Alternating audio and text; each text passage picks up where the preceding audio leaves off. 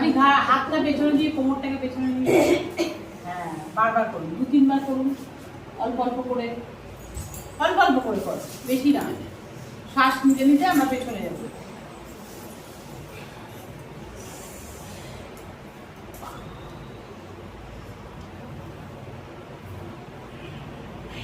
এই যে আমি তো যোগা করি, তো আমার কিন্তু যোগা করার পর গা হাত ব্যথা হয়।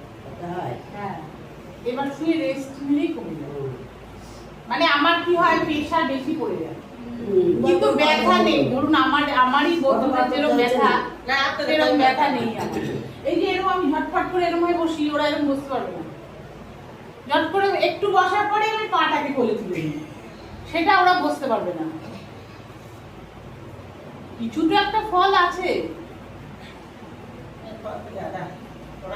আচ্ছা, এবার হাত দুটোকে সোজা করো, উপরে সোজা করো। হ্যাঁ, কানের পাশ দিয়ে সোজা করে তোলো, এরকম করো, এরকম। হ্যাঁ, একটু টাইট করো। হ্যাঁ, কি চিবিরে গরম না, গরমে কি ব্যায়াম করবে বলো। আচ্ছা, এবার উষ্ট্রাসন যে যে পারবে করো, এক হাত দিয়ে করো।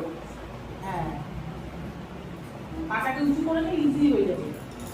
পাটাকে উঁচু করে নিলে, হ্যাঁ ওই তো ইজি হয়ে যাবে। হ্যাঁ, কোনো ব্যাপার না।